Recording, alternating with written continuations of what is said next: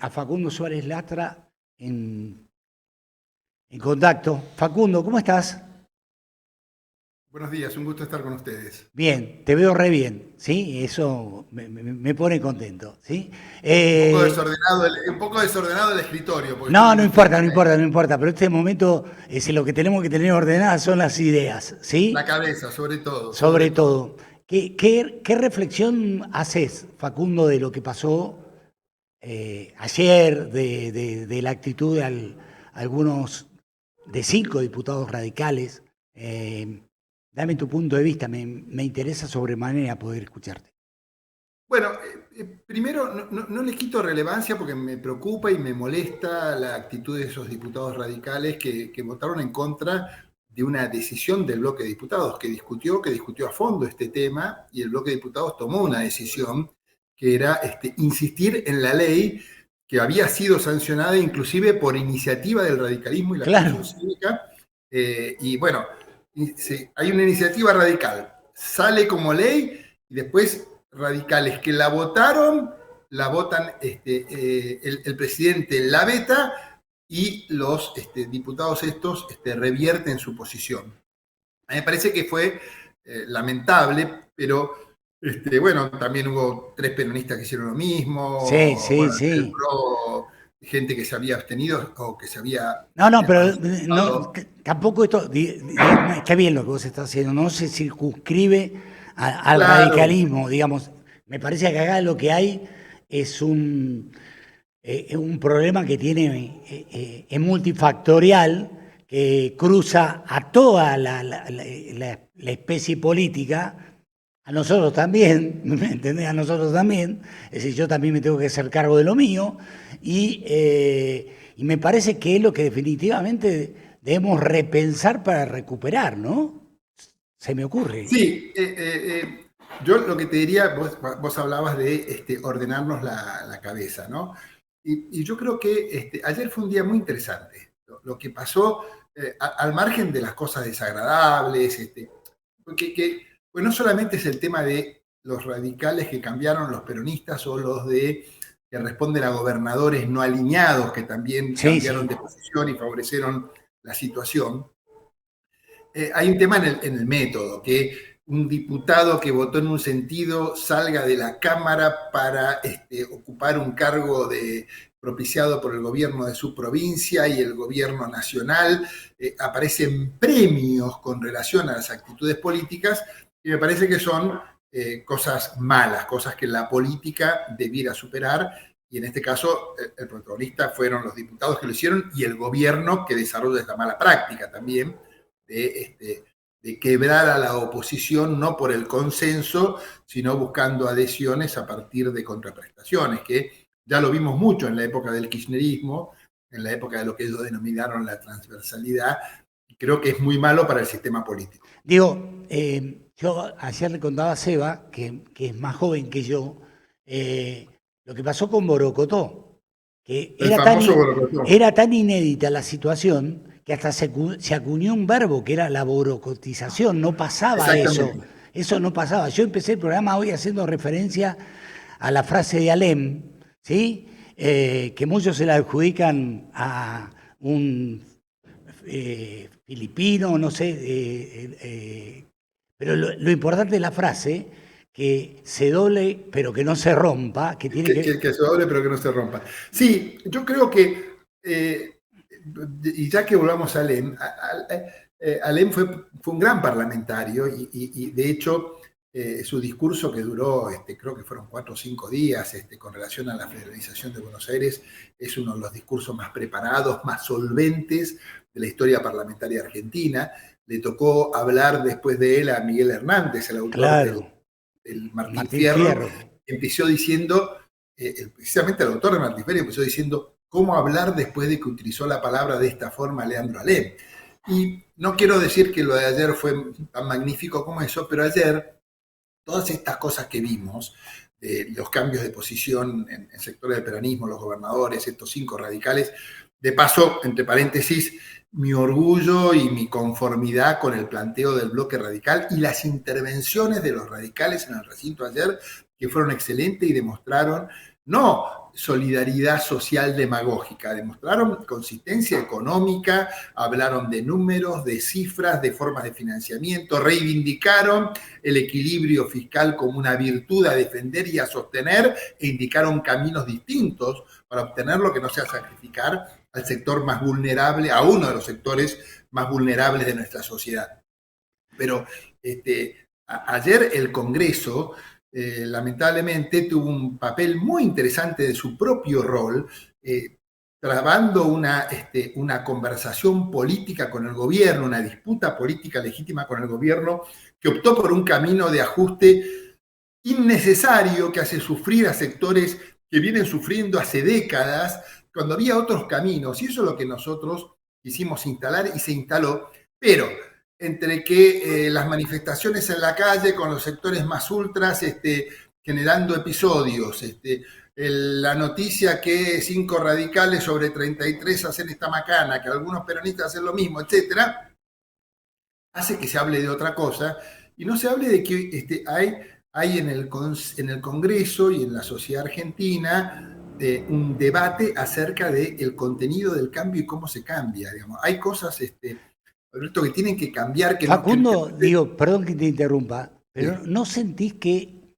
esto que es tan negativo y que es consecuencia de todos los errores cometidos por el radicalismo, por el peronismo, básicamente, que tiene más responsabilidad todavía, por eso estamos, o está el peronismo en las condiciones en las que está, no pudiendo encontrar un rumbo, nos pone, y que generó precisamente la irrupción de un tipo que todos sabíamos cómo pensábamos, porque alguna vez hemos convivido con él en otro ámbito, ¿no? En un ámbito televisivo, en un debate o en lo que fuera. Es decir, Milei es esto, quizás no, a lo mejor no lo habíamos dimensionado, pero es esto, ¿sí? Sabíamos que es un outsider de la política y que va a generar este tipo de cosas. ¿No nos está dando la chance esto, si nosotros tuviéramos el afán de capitalizarlo, de barajar y dar de nuevo?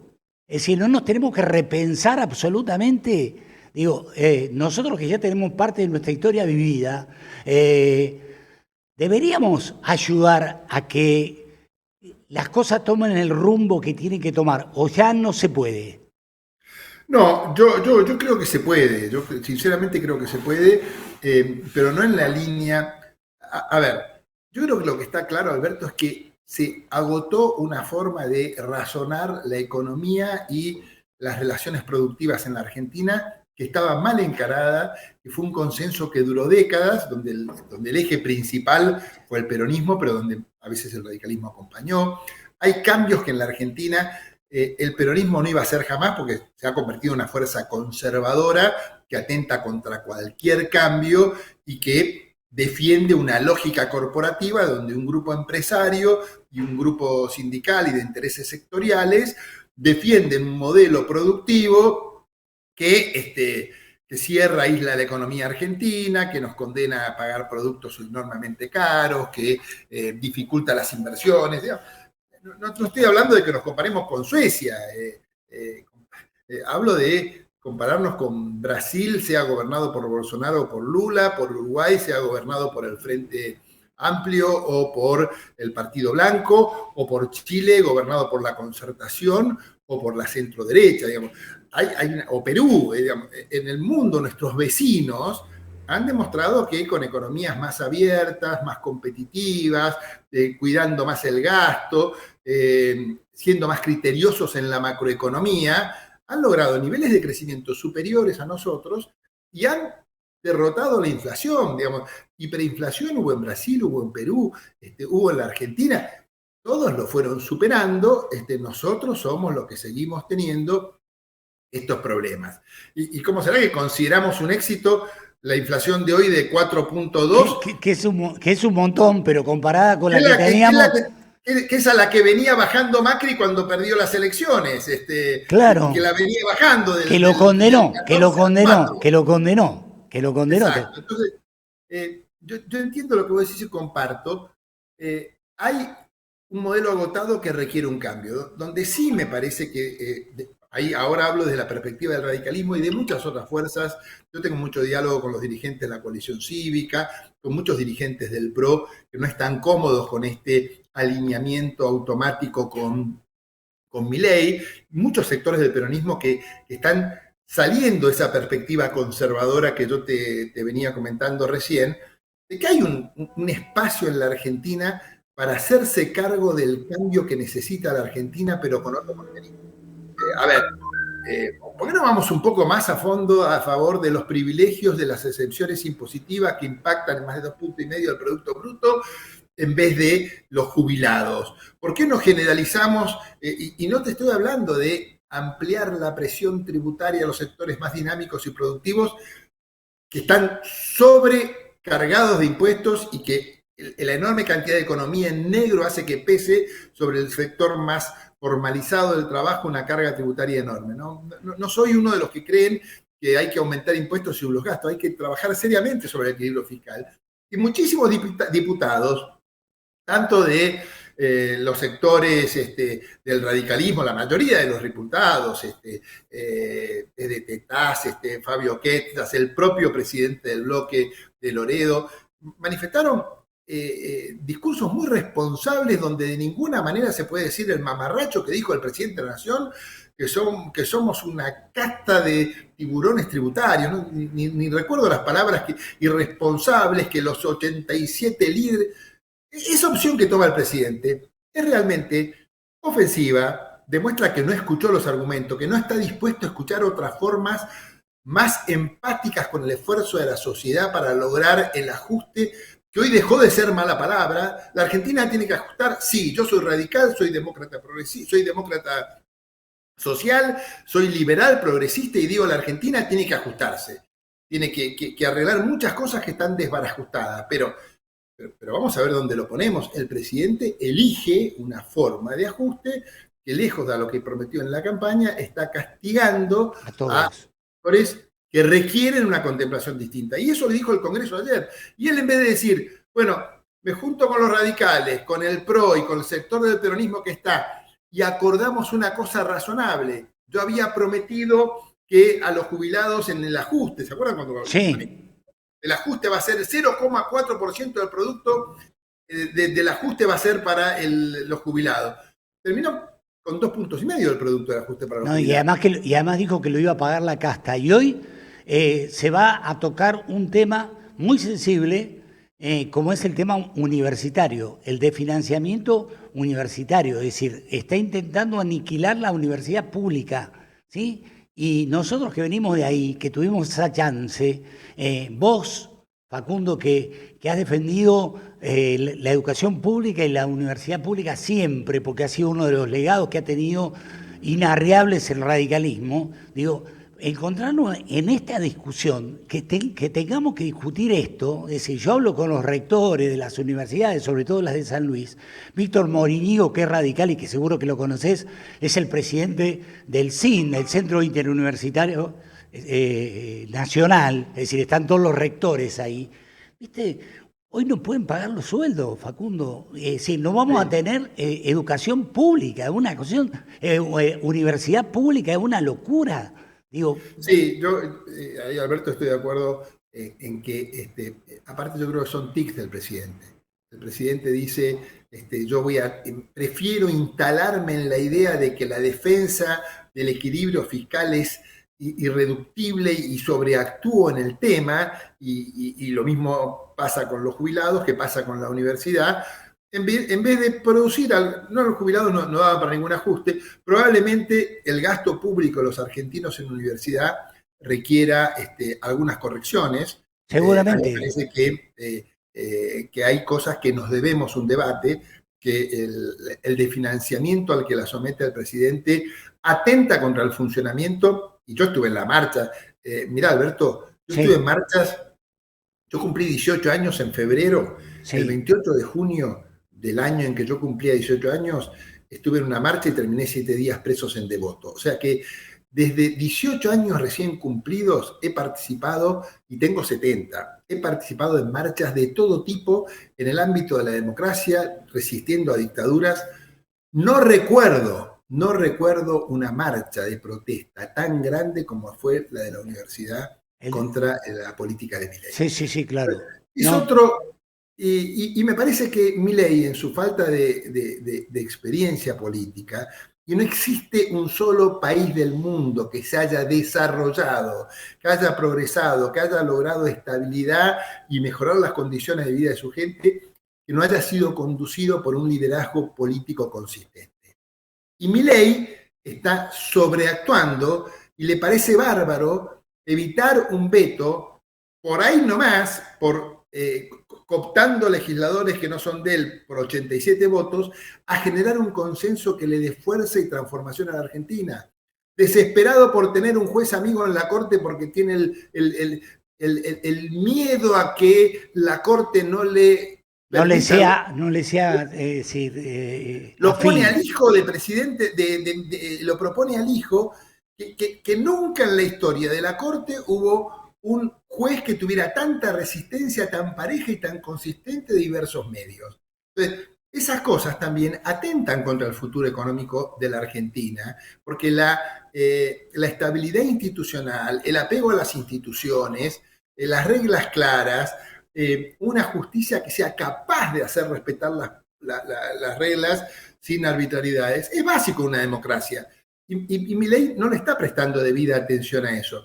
Entonces me parece que cuando hablábamos de repensar la situación, para mí la oposición que quiere ser alternativa tiene que asumir la necesidad del cambio y discutir los contenidos y cómo se hace el cambio sin discutir algunas cosas centrales, o más que sin discutirla, coincidiendo.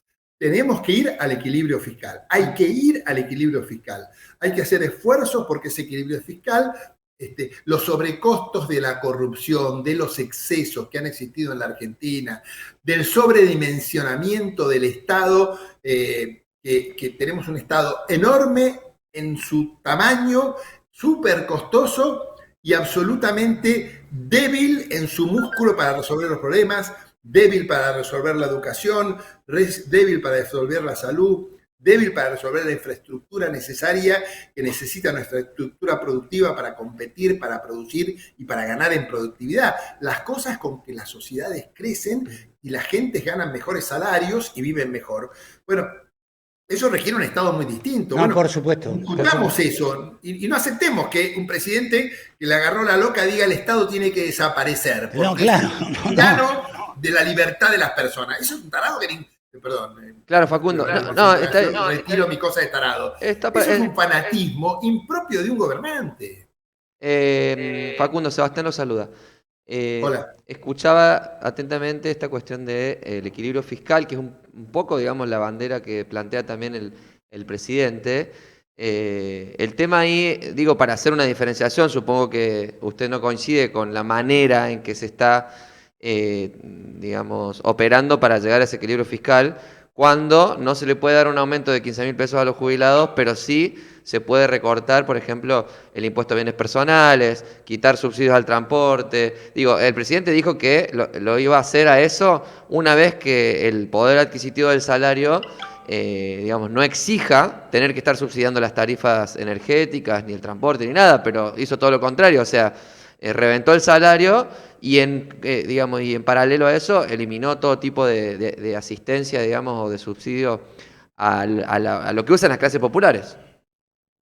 Sí, es cierto. Yo creo que inclusive no ha avanzado lo suficiente en algunos privilegios y algunas excepciones tributarias en sectores productivos que ya han tenido más que años suficientes para acomodarse, digamos. El proteger a un sector industrial incipiente en un país que tiene desarrollo industrial es una política que han tomado la mayoría de los países del mundo y que nosotros los radicales creemos que son correctas. Ahora, cuando vos lo sostenés por décadas y lo vas prorrogando y tenés a los argentinos comprando los celulares más caros del mundo, las computadoras más caras del mundo, y no estamos hablando de bienes de consumo superfluo, estamos hablando de aquellos bienes con que herramientas. Las personas desempeñan sus actividades. Claro. Hoy el teléfono no es bueno, siempre fue un medio de comunicación, pero hoy el Pero teléfono mucho más. no es algo suntuoso, sino necesario.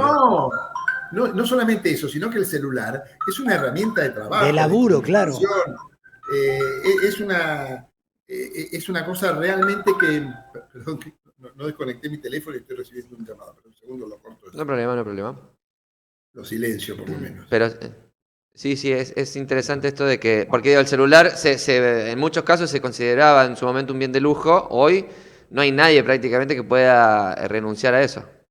Las computadoras, bueno, pagamos los celulares y las computadoras más caras del mundo para que en Tierra del Fuego un grupo de empresarios no paguen impuestos, tengan una tasa, se convierten en ultramillonarios y nosotros tenemos celulares atrasados y más caros. No te quiero decir cuánto cuesta un jean en la Argentina. No, y claro. Cuesta. Entonces, muchachos, podemos producir cosas, pero dejemos de proteger en un acuerdo gremial y empresario a un sistema productivo que cuesta enormes recursos fiscales, por un lado, y por otro lado le cuesta en bienes a los argentinos capacidad de consumo, porque defender la capacidad de consumo de los argentinos también es un tema muy importante. Por supuesto porque que también sí. Es un motor de la economía. No tengas duda. Déjame decirte algo, Facundo. Traspolemos esto en el tiempo. En el 83 te tocó vivir desde lo institucional. Fuiste el primer intendente de la ciudad de Buenos Aires cuando había que ser intendente de la ciudad de Buenos Aires. Todavía no era lo que es hoy, la ciudad de Buenos Aires. Siempre tendría que haber sido un intendente. Y además, bueno, lo acompañaste a Alfonsín en el advenimiento de la democracia y en la devolución de algunas cosas que habíamos perdido y creíamos que no las íbamos a poder recuperar. Digo, yo lo conocí a Raúl Ricardo, vos lo amaste a Raúl Ricardo. ¿Qué diría frente a todo esto? El otro día hablé con Ricardito, que está enojado con todos ustedes, quiero decirte, ¿sí? Pero no hagamos referencia a Ricardito, pero sí a Raúl, que bueno, es decir, lo tenemos todo en el corazón. Lo hayamos votado, no. Yo voté a Luder, ¿me entendés? En ese momento. Estuve una semana en cama, porque no me podía recuperar, porque le poníamos tanta pasión, ¿te acordás, Facundo? Sí. Le poníamos tanta pasión que, ¿me entendés? Es decir, nada. No, pero Alberto, mira, yo, la vida, yo empecé a militar en política desde muy joven, mi padre fue un dirigente político. Sí, claro. Por mi casa pasaron Ilia, Balbín, Zabala Ortiz. Sí. Digamos, yo digamos, había presidentes de países de América Latina que venían a la casa de mi padre de visita y mi padre a mí, que era un joven dirigente, me invitaba a participar de las reuniones. O sea, qué bárbaro, ¿no? He conocido gente muy interesante. Ahora, el privilegio mayor de mi vida política, al margen de mi padre, a quien te acabo de mencionar, fue Alfonsín. Digamos, Alfonsín es, para menos en mi experiencia personal, no solamente la gratitud imagínate que el tipo me hizo ser gobernante, intendente, pero el gobernante de la ciudad de Buenos Aires me eligió él cuando yo tenía 32 años. Claro. Y era el tercer presupuesto de la República. Sí. Y fue un acto de confianza a una generación de jóvenes preparados, formados en la universidad. Yo tenía 32 años, pero había sido un estudiante de Derecho, por razones familiares era empresario, era director de 2 sociedades anónimas, tenía experiencia política, sabía lo que era pagar una jornada, un jornal a un obrero, tenía bueno, y éramos una generación que siendo muy jóvenes estábamos muy capacitados y jugamos un papel, y Alfonsín nos dio un lugar muy importante. Pero, o sea que yo tengo, digamos, como orgullo y agradecimiento a la vida haber tenido la posibilidad de estar tan en contacto con Alfonsín. Pero permitime que te haga una reflexión vinculada al gasto de ahora y la autonomía. Sí. Y también tiene que ver con un tema de confianza y relación personal con Alfonsín. Hay veces que las cosas son producto de la demanda de la sociedad y otras cosas que son producto de la vanguardia política, que entiende que hay que hacer algo que la sociedad no sabe. La demanda popular era la elección del intendente. Y los que teníamos la responsabilidad de gobernar sabíamos que con eso no alcanzaba, que necesitábamos la autonomía. Claro. Y debo decir que la impulsamos nosotros, yo personalmente, acompañados por el peronismo. Estaba Jorge Argüello, él era diputado, Gabriela González Garra, radical, era diputada. El propio Valdés, con quien hoy tenemos tantas diferencias políticas, era presidente del Partido Justicialista o secretario y contribuyó a la conformación del acuerdo que logró la autonomía. Entonces, y hace 30 años que precisamente se hizo la autonomía de la Ciudad de Buenos Aires. Y eso fue un paso buenísimo. Ahora, tengo que decir, así como fui el que la promoví, pero el que la promoví personalmente y creo que está muy bien y que era imprescindible, hemos cometido excesos enormes. La estructura de la Ciudad de Buenos Aires post-autonomía, se han creado institutos producto de la reforma de la Constitución de la ciudad, que son todos los más nobles, los más buenos, pero han generado un engrandecimiento del Estado que a mi juicio es indebido, digamos. Yo no sé quién era, si Sócrates, no recuerdo quién de los filósofos griegos, voy a citar, no voy a citar al autor, cualquiera de ellos podría haber sido, no importa, que decía que